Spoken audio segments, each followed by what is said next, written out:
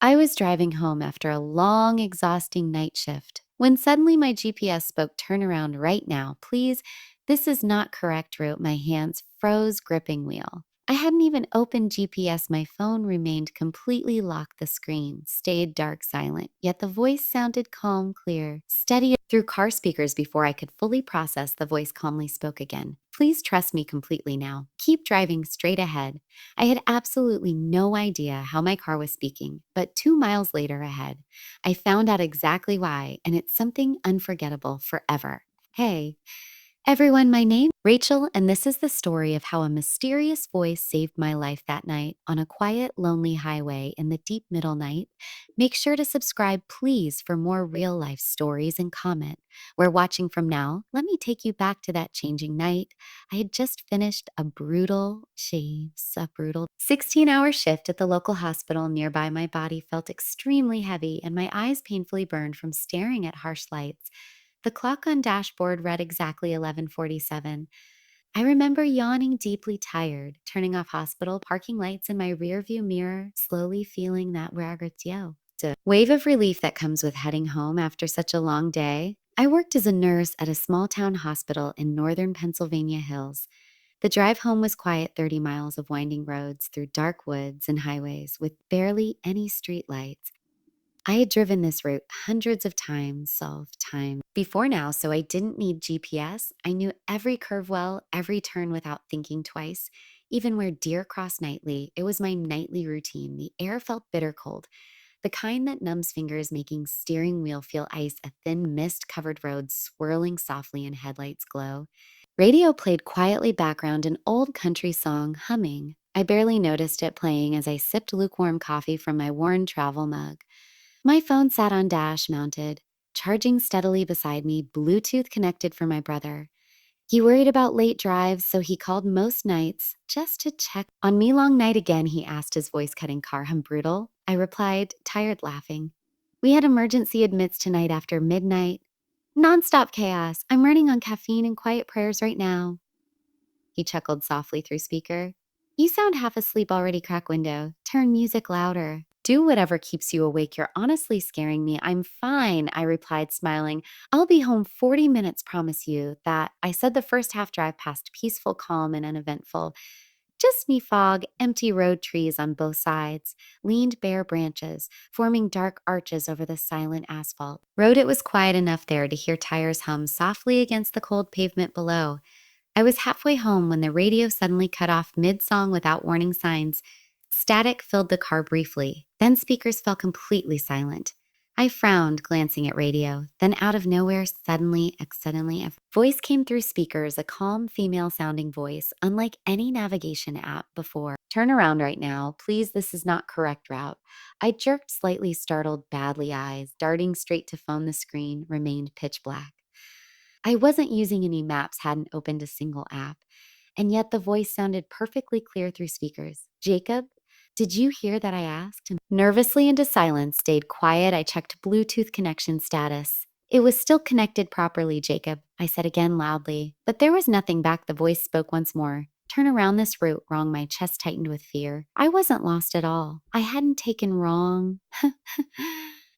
Turn. This was my normal route. I unlocked my phone quickly, trying to see GPS active. It wasn't open at all. No apps, alerts, messages anywhere. I shook my head, laughing. "Okay, that's really strange now." A second later, suddenly Jacob came back through the speakers. "Raw, you still there? What's going on right now?" Me. I exhaled, feeling pure relief. My GPS turned itself on, told me to turn around. He laughed, sounding uneasy. "Creepy, maybe. Car haunted tonight?"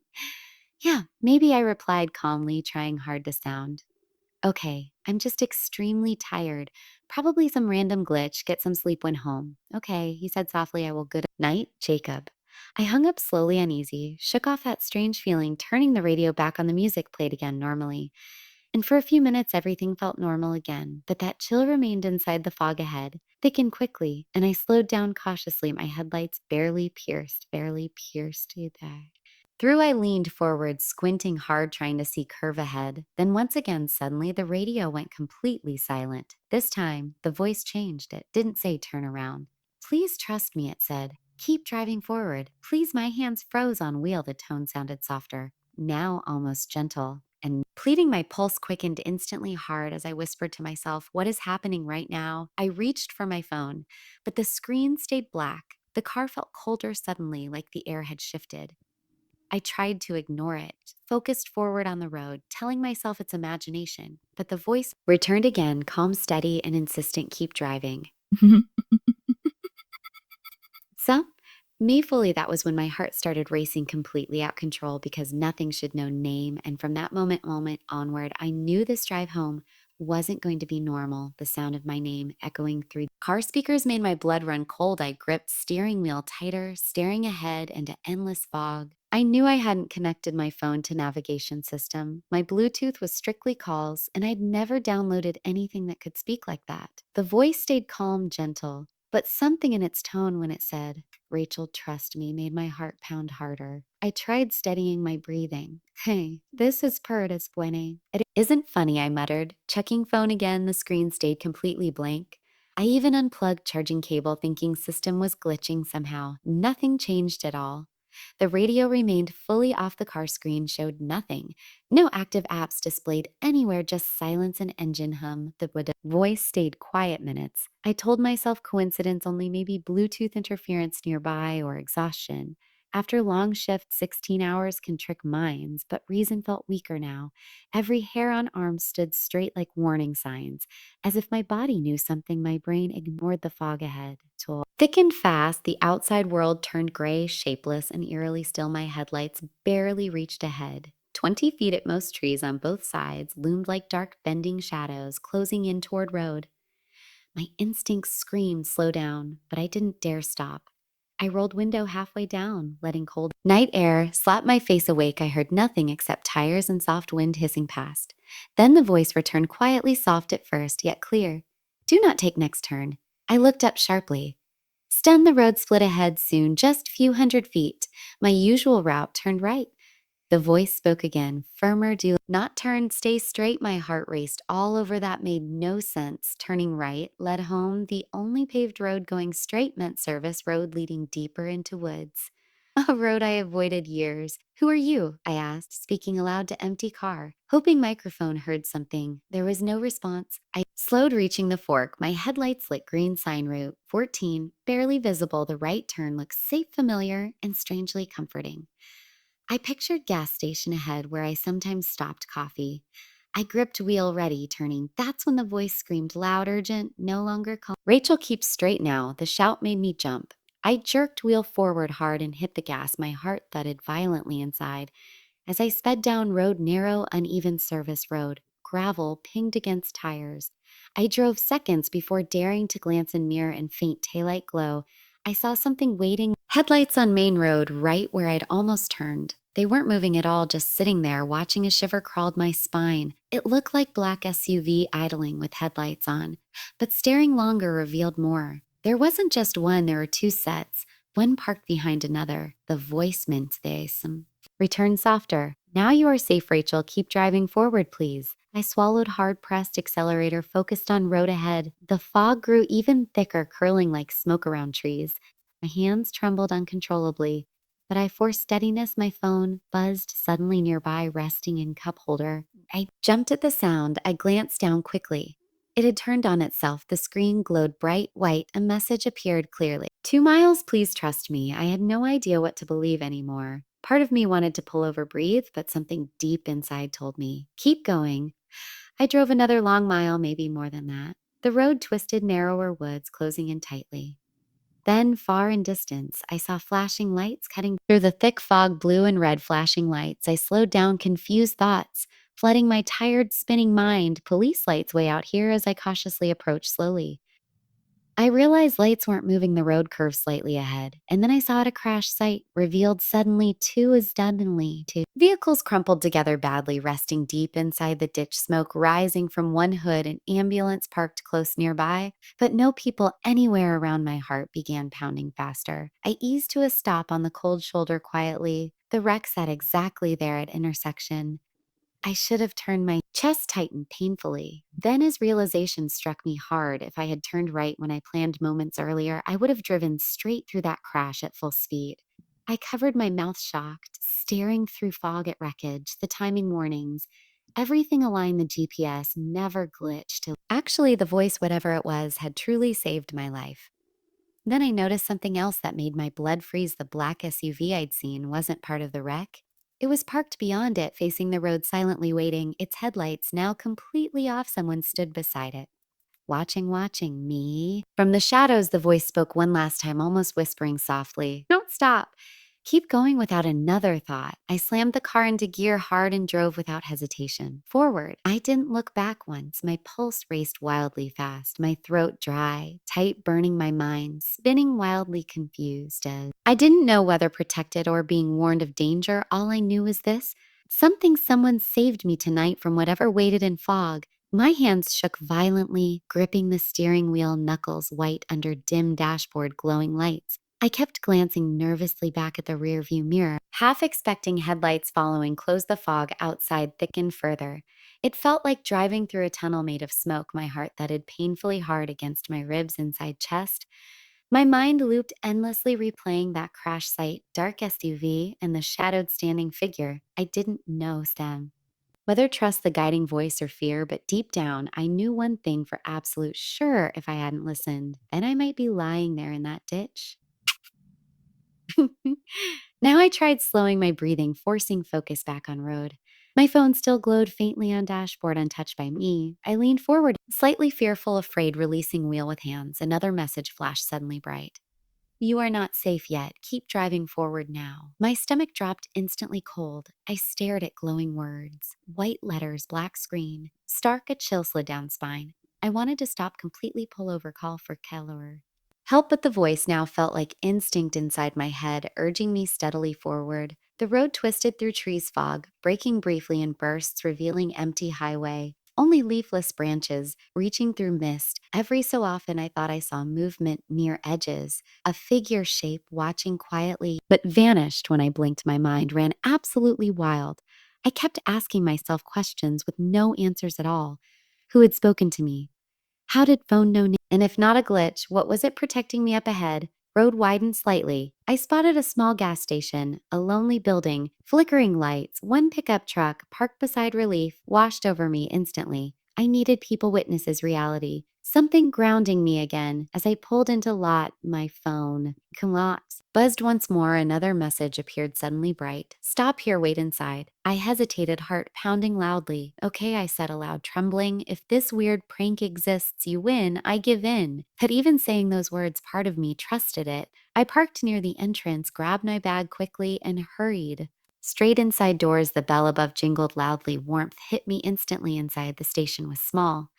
Cramped, two aisles, snacks, counter space. An older man stood behind, flipping through worn magazine pages. He looked up, startled, suddenly, probably from my pale entrance. "Everything all right, miss?" He man asked with concerned, steady tone. I nodded far too quickly. "Yeah, I just, my GPS glitched or something. I think someone's following me." The words spilled out uncontrollably. His expression shifted, immediately concerned. He stepped around counter quickly. "Sit down," he said firmly. "You look like ghost scene." I sigh. I sat on stool nearby beside the coffee machine, humming, while he grabbed his phone and called sheriff's office locally. "We've had weird things lately out here," he said quietly while waiting for pickup response. "You did right stopping here." The mention of weird things made my stomach clench again. "What do you mean?" I asked quietly, voice shaking slightly. He lowered his voice further. "Few nights ago, trucker swore he saw lights, woods, two vehicles parked same spot. You just came from earlier, then next morning, crash happened. Nobody knows what went down." Before I could respond properly, my phone buzzed again. Sharply, the old man looked puzzled. I slowly turned screen inward. The message read clearly bright: "Stay where you are. Do not leave anyone you don't know personally." I showed him the screen. His eyes widened slightly. "Then you sure not pranking me?" "I swear I'm not," I said, voice breaking openly. "It's talking to me for the last full hour. It knew things, impossible things. It couldn't possibly know." He shook head, muttering softly, "Well, whatever's happening here, we'll let sheriff handle it." 15 minutes later, exactly, a police cruiser pulled up, blue and red lights. flashing through fog outside station. Then windows for first time all night. I felt wave of relief. The officer stepped inside calmly. A tall man, 40s age, kind, eyes, calm voice steady. His name tag read, Nolan, ma'am. I'm Officer Nolan. You the one called in? I nodded. Yes, quietly. My GPS started warning me. It told me different road. It said my name. He studied me briefly, quietly, probably deciding if imagining things, another exhausted late night driver. Then he finally spoke calmly. You said saw a crash back there? Yes, I said, gripping counter edge tightly. Right where I should turn. There were police lights, cars, but nobody else around anywhere. Glanced toward door, frowning. There aren't any active scenes in that area right now, dispatch would have told me. My stomach twisted tightly again. But I saw it clearly. There was smoke lights. Everything. He looked thoughtful moment longer, then motioned me. Stay put, all right? Let's check it. You can follow me. Let's check it. You can follow me in your car behind. Just stay close. The old man handed me a small flashlight quietly. Take this just in case, I thanked him softly, then took a deep, steady breath and stepped outside slowly. The fog had lifted slightly, revealing quiet, empty roadway. The officer's cruiser rolled ahead, its lights flashing softly blue and red through thinning mist. I followed close behind cautiously as we drove forward together. I felt tension ease slightly. The road, once menacing earlier, now seemed calm and normal. But when we finally reached the intersection, I remembered vividly. My relief vanished instantly there. There was nothing at all, no cars, no skid, marks, no broken glass. Anywhere the road appeared perfectly spotless. Officer Nolan stepped outside, scanning surroundings with flashlight beam. I stayed seated inside car, staring at empty darkness. My heart began pounding again. That's when my phone buzzed once more against silence. I looked down quickly at the glowing screen message to my ahead. Now you'll understand soon enough. And though fear gripped me, every part of my body, I started engine once again. Because somehow deep inside I knew this wasn't over. Not finished. Not yet. I followed Officer Nolan's cruiser down the winding, quiet road. The red and blue lights flashed rhythmically through the mist, cutting fog like slow pulses. The forest around us felt completely silent and watchful. No crickets, no whispering wind, just distant engine, hum, and my shallow, uneven breathing every second felt stretched longer, heavy with sharp anticipation. My hands still trembled slightly, but I forced them steady, firm on steering wheel. I didn't know what waited ahead on this road, only that my phone had told me continue, driving 2 miles ahead. Exactly 2 miles to understand why. When we reached that marker, the road opened slightly wider, the fog thinned, just enough revealing a wide dirt pull off on the right side, half hidden by dark trees. Officer Nolan slowed his cruiser headlights, sweeping across clearing. Then he came to stop. I pulled in behind him, heart hammering violently inside. I expected him stepping out, but instead, he stayed seated, talking briefly into radio. After a few tense seconds, he stepped out slowly, flashlight held firm in hand, motioned me stay behind him. The air felt bitter cold enough to sting my lungs. When I opened the door, gravel crunched under shoes. As I stepped out carefully, hugging my jacket tightly. What is this place? I asked. Quietly trembling old rest area, he replied, scanning woods with steady beam. No one supposed. Come here, state shut it down after an incident years back. That word, incident, struck hard.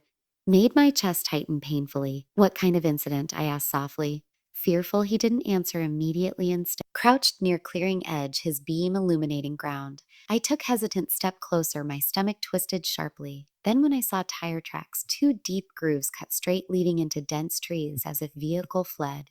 Rode the soil, looked disturbed, fresh, driven over not long ago. These are fresh tracks. He said quietly, focused, few hours old. Maybe a chill crawled my spine. You think it's connected to what I saw earlier? He looked at me closely, flashlight catching fear. Plainly. Maybe, he said carefully, but let's not jump conclusions. He straightened, then walked forward toward the dark trees. I hesitated. Briefly frozen, then followed close behind him, my shoes crunching twigs loudly. The deeper we went, the colder. It felt the air heavy and damp, filled with wet leaves smell and something metallic sharp. After maybe 30 feet, his flashlight beam hit something shiny and unnatural ahead. He stepped close. Cautiously, the light revealed a front bumper of a vehicle, buried partly in underbrush. It was an SUV, black, just like before. My breath caught sharply. Then that's it, I whispered, my voice cracking badly. That's the car I saw. He examined it carefully, moving light along side panels. The windows were completely shattered. The front end crushed hard against a thick tree trunk. Then he stopped suddenly and said, "Wait here." I froze, instantly rooted, as he walked to driver's side, opened the door, and leaned carefully inside for several seconds. Silence, then his voice emerged low. "Stay where you were, Rachel." My pulse spiked painfully. "What is it?" I asked, my voice barely steady.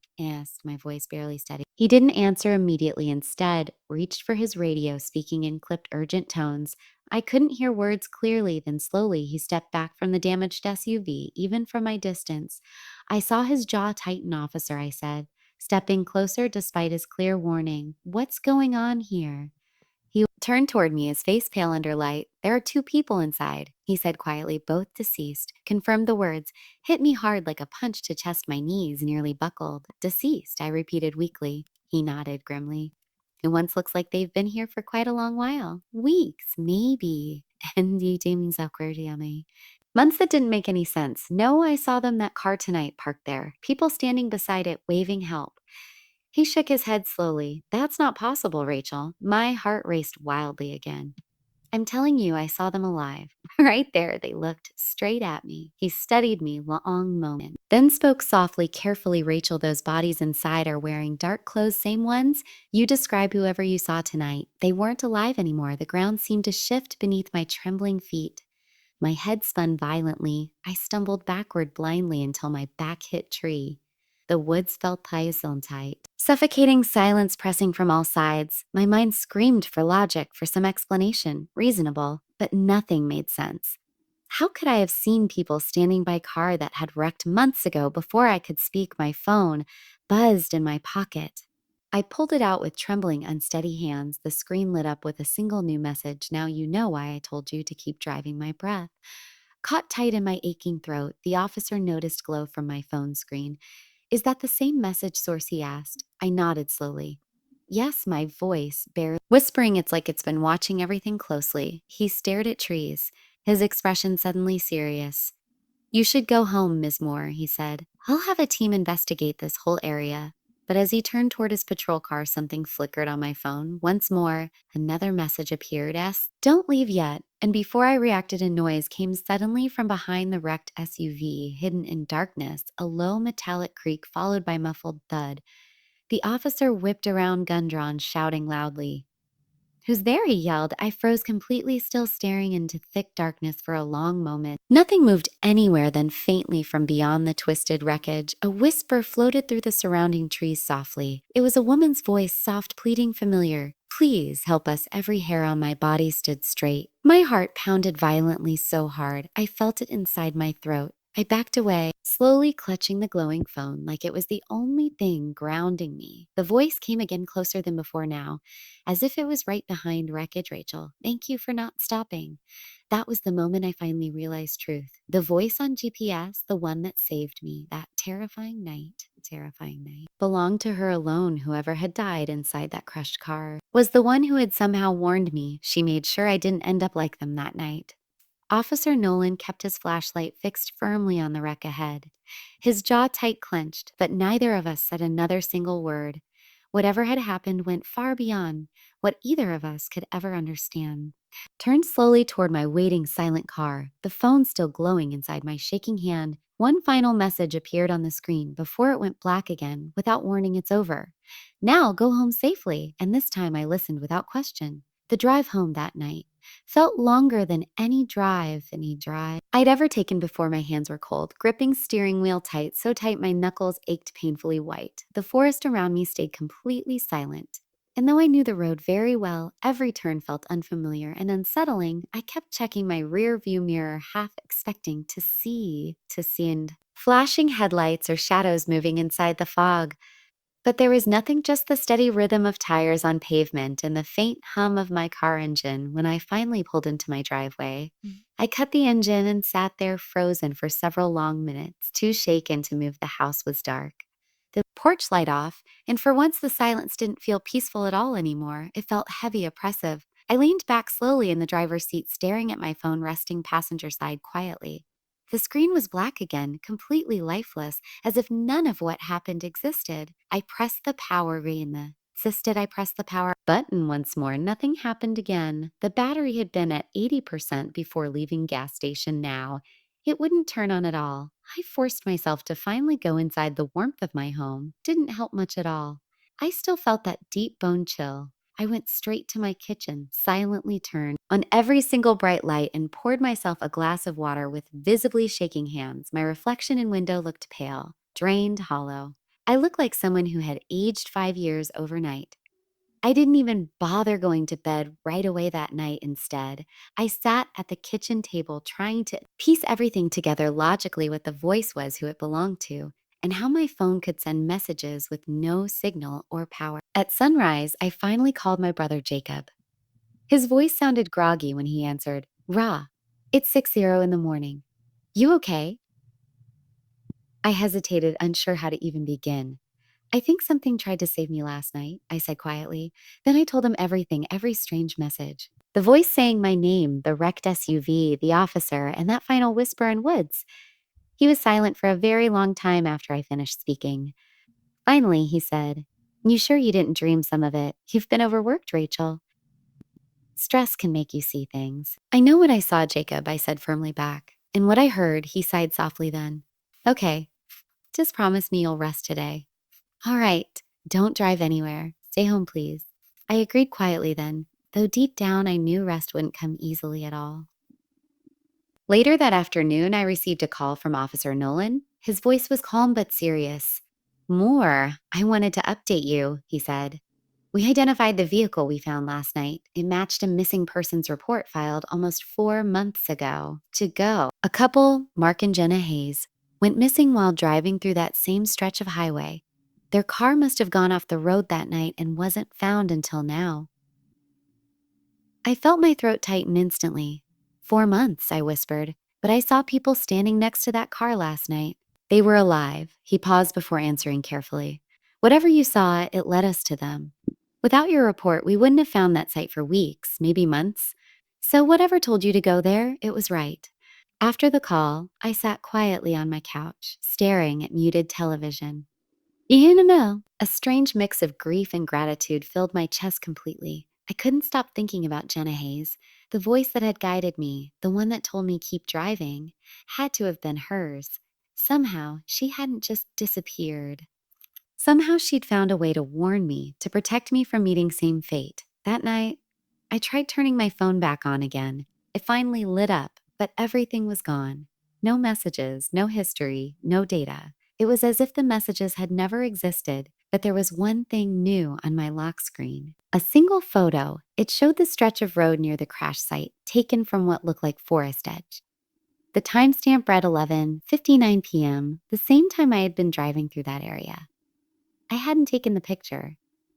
I stared at it for a very long time, then quietly set the phone face down. Some things I realized aren't meant to be understood. In the following weeks, I started taking a different route home from the hospital, longer, but better lit. The fog never bothered me the same way again. I'd catch myself glancing at my dashboard sometimes, half expecting that calm voice to speak again. It never did. But every now and then, especially on quiet nights, my car radio would flicker for a moment, like it wanted to remind me it was still there. A few months later, I visited the small memorial that had been placed near the site of crash. Someone, maybe their family, had left flowers, candles, and a framed picture of Mark and Jenna smiling together.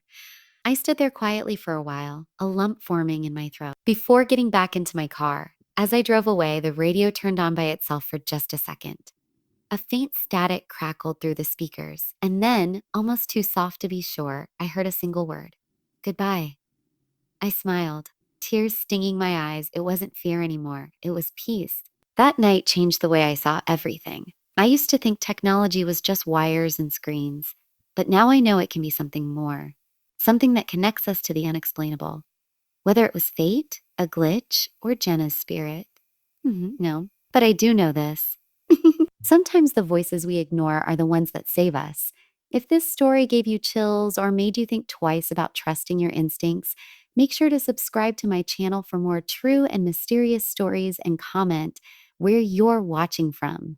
You never know, your next drive home might not be as quiet as you